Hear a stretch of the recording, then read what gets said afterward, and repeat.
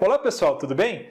Na aula passada nós fizemos uma breve revisão sobre as ondas e nós vimos que o que torna uma onda eletromagnética diferente da outra é principalmente então o seu comprimento, que nós chamamos de lambda, e a sua frequência. E nós vimos então que caso essa onda esteja numa frequência ou num comprimento de onda que esteja dentro daquela estreita faixa do espectro eletromagnético que é visível ao olho humano, nós teremos então que essas ondas diferentes emitirão então cores diferentes, tá legal? E aí, pessoal, o que eu quero falar com vocês agora é retomar o nosso estudo dos modelos atômicos para nós então podermos utilizar esse conhecimento das ondas para ver o próximo avanço que foi feito ali no modelo de Rutherford e que foi feito por um cientista dinamarquês chamado Niels Bohr. Vamos dar uma olhada juntos?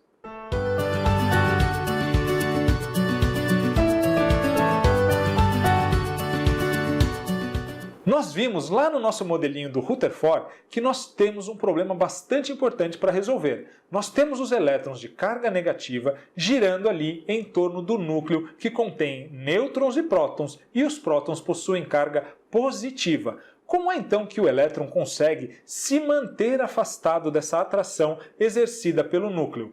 Por que os elétrons não colapsam no núcleo, já que esse núcleo está o tempo todo então exercendo atração a esses elétrons negativos? Bom, esses elétrons então eles estão em movimento ali em torno do núcleo e, segundo a física clássica, todo corpo em movimento tem que emitir energia. Se eles estivessem então emitindo energia, eles estariam perdendo energia e ao longo do tempo eles não teriam mais energia suficiente para manter o seu movimento e acabariam então colapsando lá no núcleo. Acontece que esse fenômeno nunca foi observado. O átomo existe e ele é estável. O elétron não colapsa no núcleo. Ele se mantém ali em movimento ao redor do núcleo. Como explicar isso? Na verdade, pessoal, a física clássica não tem uma explicação para esse fenômeno. Quem vai então conseguir explicar esse fenômeno será um físico que já estava então estudando a mecânica quântica, um físico dinamarquês chamado Niels Bohr.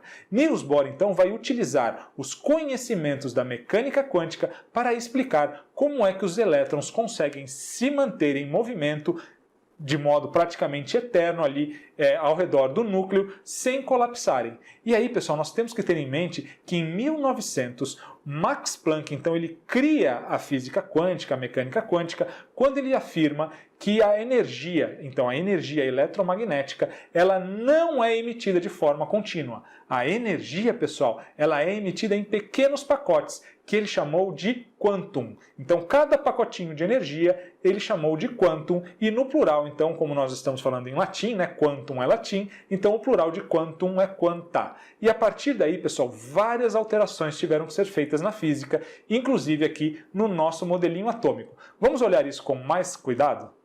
Olha só, pessoal, nós vimos na aula passada, então, que quando nós temos uma luz branca, como a luz da lâmpada incandescente ou do próprio Sol, essa luz, ao se decompor aqui no prisma, ela vai formar todo o nosso espectro visível, não é isso? Que vai das ondas mais energéticas aqui do violeta até as ondas mais longas aqui do vermelho, não é isso? Então, todo esse espectro luminoso aqui, ele é gerado quando nós temos a decomposição de uma luz branca, um fenômeno que nós observamos diariamente ou com bastante frequência quando nós vemos um arco-íris.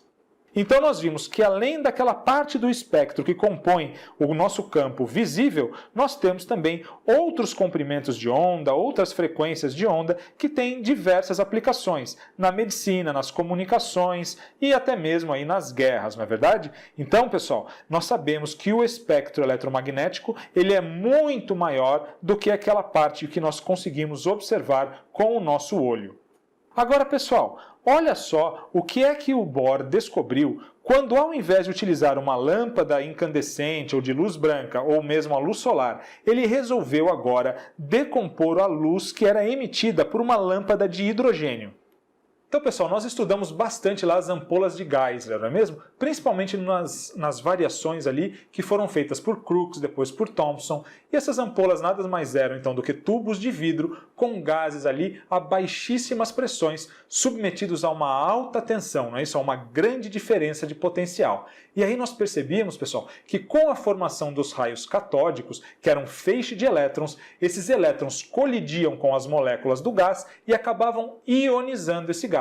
Esse gás, portanto, perdia elétrons e emitia aí uma coloração, uma luminescência com diferentes colorações a depender do gás que estava dentro do tubo. Agora, pessoal, vamos então pegar um desses tubos aqui, no caso, o tubo com hidrogênio, e vamos decompor a luz emitida para ver o que é que foi que o Bohr descobriu. Pessoal, quando nós temos então essa lâmpada de hidrogênio emitindo a radiação, olha só o que é que vai aparecer lá no anteparo.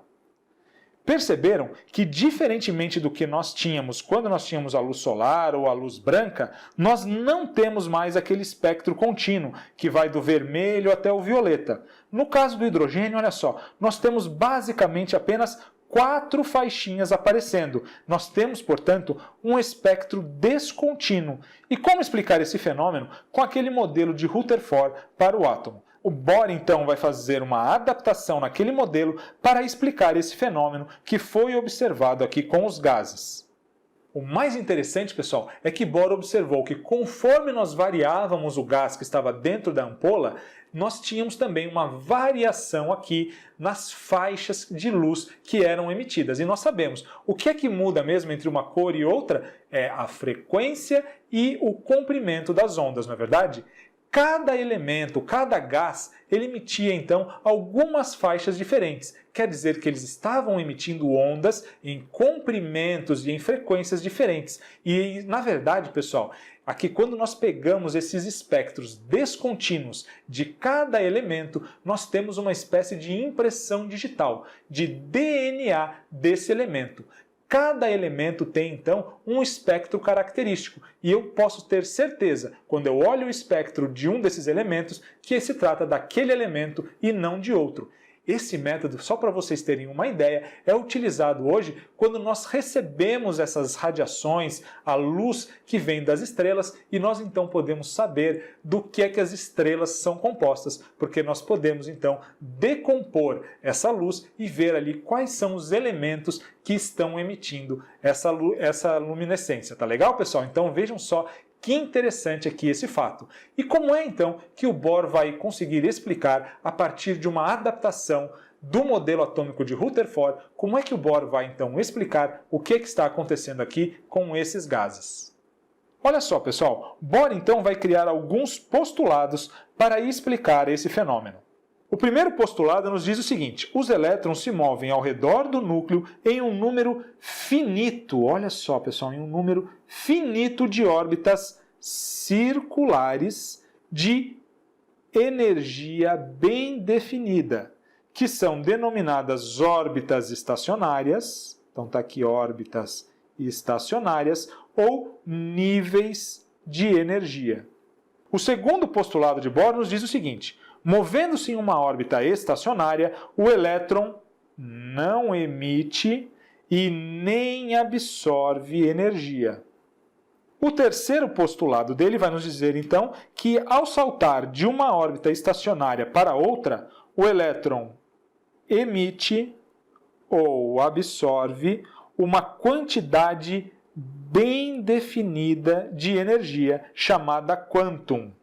Agora, pessoal, o Bohr então está explicando para nós como é que o elétron fica ali girando em torno do núcleo. Na verdade, como essas órbitas elas são estacionárias, ali, quando o elétron está numa mesma órbita, ele não está recebendo nem emitindo energia.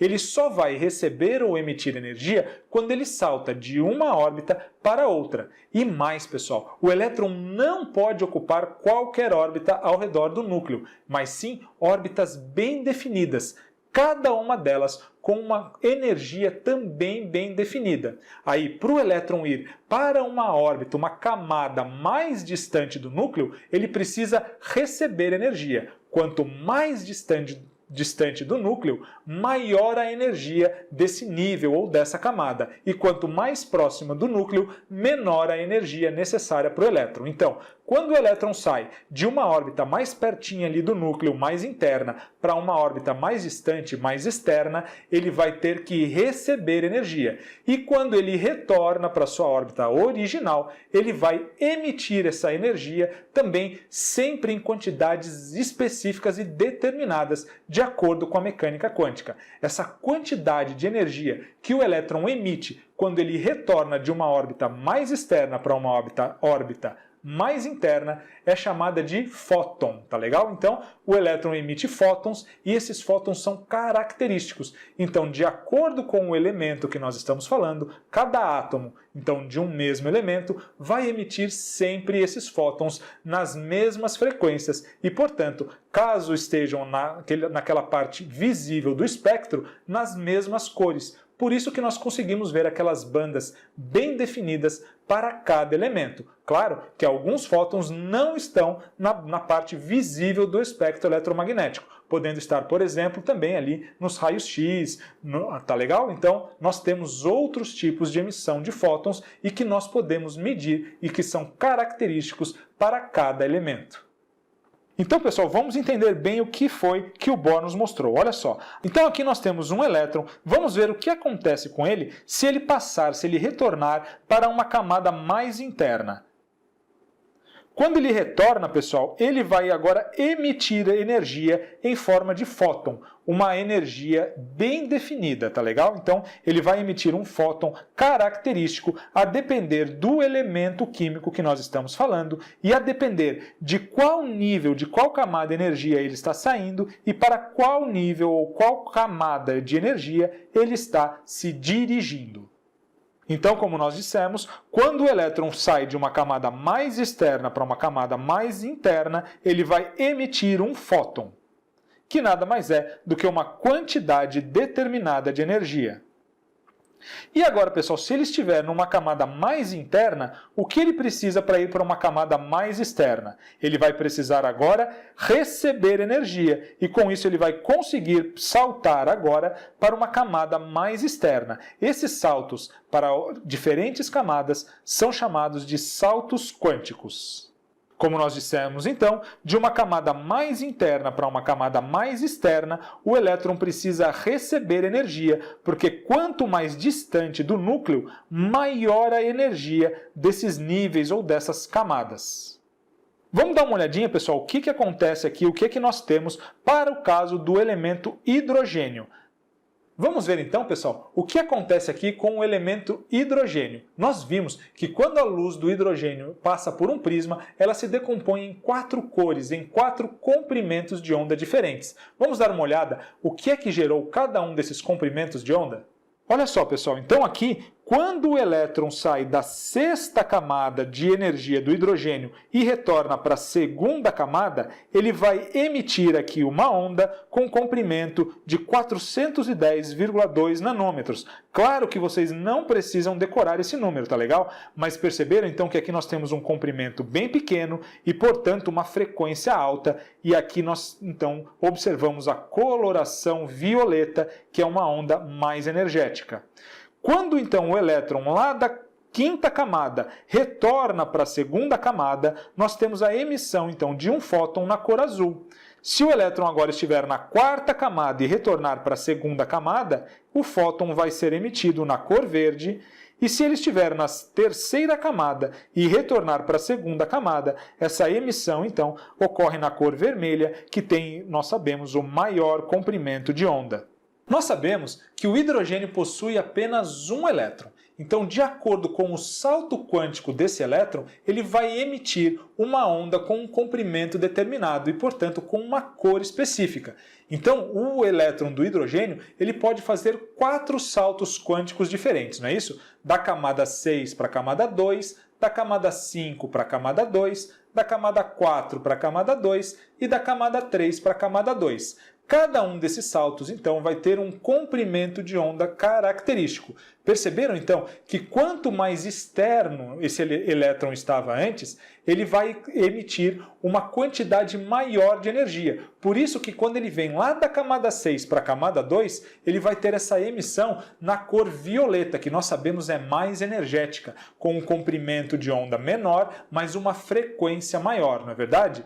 Então, pessoal, olha só, quando o elétron está fora da sua camada original, do seu nível de energia original, nós dizemos que ele está num estado excitado. E quando ele está, então, na sua camada normal, aquela em que ele deveria estar, nós dizemos então que o átomo nesse caso, está no seu estado fundamental, com o seu elétron ali na sua própria camada. Mas pessoal, esses saltos quânticos, eles acontecem o tempo todo. São milhares, milhões de vezes que isso aí está acontecendo por segundo, tá legal? Então, essas emissões de fótons, elas ocorrem bastante o tempo todo e nós podemos então medir, e se nós passarmos as luzes emitidas, esses fótons, por um prisma, nós conseguimos então ver a banda, as faixas e os comprimentos de onda em que elas estão sendo emitidas, tá joia? Então é claro que se o hidrogênio possui apenas um elétron, ele já possui essas 4 faixinhas que nós podemos observar. Os maiores átomos, aqueles átomos que possuem mais elétrons, eles vão, é claro, emitir muito mais faixas, muito mais comprimentos de onda. E aí, então, esse espectro vai cada vez apresentando mais bandas, até que, no limite, nós teremos ali o espectro contínuo emitido pela luz branca, por exemplo, emitida por um filamento de tungstênio que nós temos lá na lâmpada incandescente, não é verdade? Vamos então, pessoal, resolver um exercíciozinho aqui para nós fixarmos esse conteúdo? Antes de irmos para os exercícios, pessoal, claro, vamos então dar uma olhada melhor aqui no modelo de Bohr, que na verdade é o modelo de Rutherford, que sofreu algumas alterações aqui de acordo com essas observações feitas por Bohr. Olha só, o modelo de Rutherford-Bohr agora, então, ele apresenta para nós diversos níveis de energia onde os elétrons podem estar. Mas os elétrons, pessoal, eles não podem estar entre esses níveis, tá legal? Cada nível de energia, então, tem uma energia específica associada a ele e o elétron só pode ocupar um desses níveis e jamais qualquer outra posição intermediária, tá joia? Esses níveis, então, nos maiores átomos que nós conhecemos hoje, vão de 1 até 7 e eles foram nomeados com as letras maiúsculas K, L, M, N, O, P e Q. E nós podemos então dizer que o nível de energia é o primeiro número quântico associado a um elétron. Cada elétron, então, ele vai ter 4 números quânticos associados. E o número quântico principal é esse que nós estamos vendo aqui, que corresponde à sua camada ou ao seu nível de energia. Então, se eu disser para vocês que um elétron possui número quântico principal igual a 1, nós sabemos então que ele está aqui na camada K. Se ele tiver número quântico principal igual a 5, nós sabemos que ele estará aqui na camada O. Tá legal? Então nós falaremos mais sobre isso nas próximas aulas, mas agora vocês já sabem qual é o primeiro número quântico associado a um elétron e esse número quântico principal corresponde ao seu nível de energia, a camada de energia que o elétron ocupa. Então, pessoal, baseado agora então nesse modelinho aqui do Rutherford com as correções de Bohr que levam em consideração os avanços da física quântica, vamos resolver então um exercíciozinho. Olha só. Durante anos, os cientistas desvendaram os mistérios que envolviam o átomo. Sem desprezar os conceitos anteriores, cada um foi criando o seu próprio modelo atômico a partir da falha do modelo anterior. Ou simplesmente não explicava. Então, pessoal, aqui provavelmente tem algum errinho nesse texto aqui, né? Que o modelo anterior, a partir das falhas do modelo anterior, ou então que o modelo anterior simplesmente não explicava. Com o cientista dinamarquês Niels Bohr não foi diferente, pois ele aprimorou o modelo atômico de Rutherford utilizando a teoria de Max Planck e elaborou sua própria teoria nos seguintes fundamentos, exceto. Então, olha só, pessoal, aqui ele quer a errada, tá joia? Então, aqui esse exceto significa que todas aqui fazem parte da teoria de Bohr, exceto uma, aquela então que não fizer parte lá dos postulados de Bohr, será a incorreta, tá legal? Vamos procurá-la então?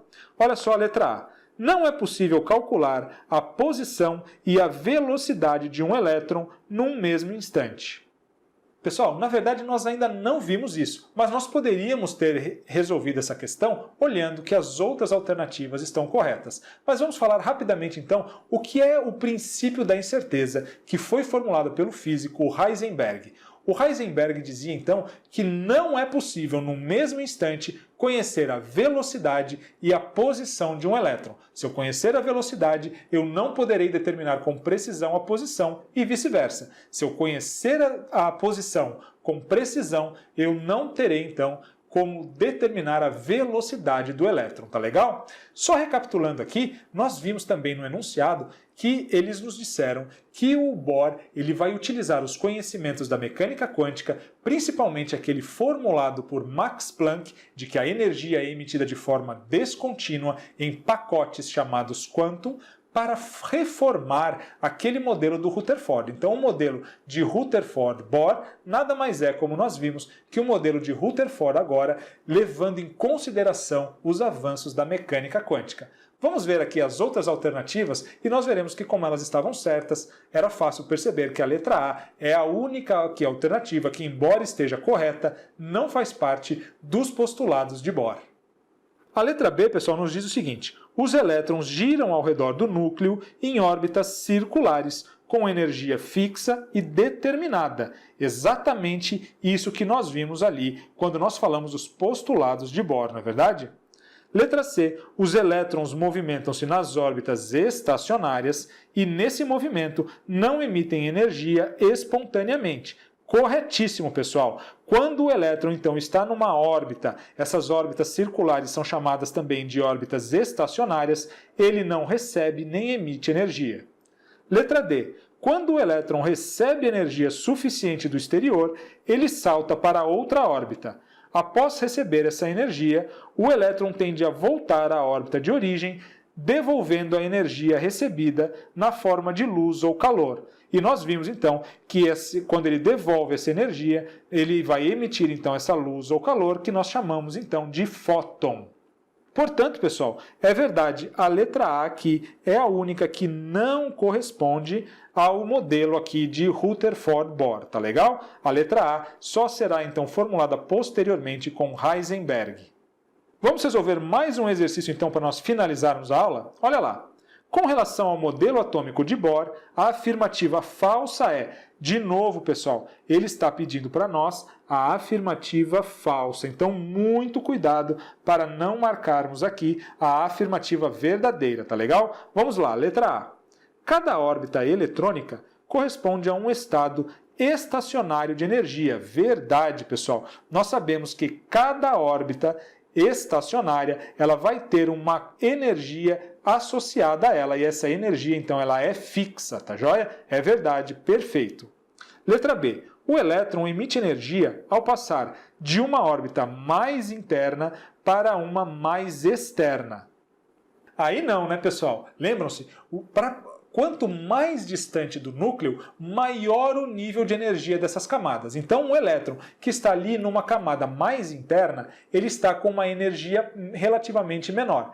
Para ele ir para uma camada mais externa, mais distante do núcleo, ele precisa o quê? Receber energia, senão ele não vai conseguir chegar lá. Tá joia? Então, para passar de uma camada mais interna para uma camada mais externa, o elétron precisa receber energia. Ele só vai emitir essa energia na forma de fóton quando ele retornar, ou seja, quando ele voltar de uma camada mais externa para, aí sim, uma camada mais interna. Então, pessoal, a letra B aqui é o nosso gabarito e está incorreta, porque aqui, olha só, o elétron não emite energia ao passar de uma órbita mais interna para uma mais externa, ele recebe energia. Ele recebe energia ao passar de uma órbita mais interna para uma mais externa. Vamos dar uma olhadinha nas outras para ver se elas realmente estão corretas? Olha lá. Letra C. O elétron gira em órbitas circulares em torno do núcleo. Exatamente isso, um dos postulados de Bohr. O elétron no átomo apresenta apenas determinados valores de energia. Correto, pessoal. Ele não pode assumir qualquer valor de energia, qualquer órbita. Somente uma daquelas órbitas estacionárias que são pré-determinadas. E nós vimos ali, por enquanto, são só 7 que nós conhecemos até o momento. Letra E. O número quântico principal está associado à energia do elétron.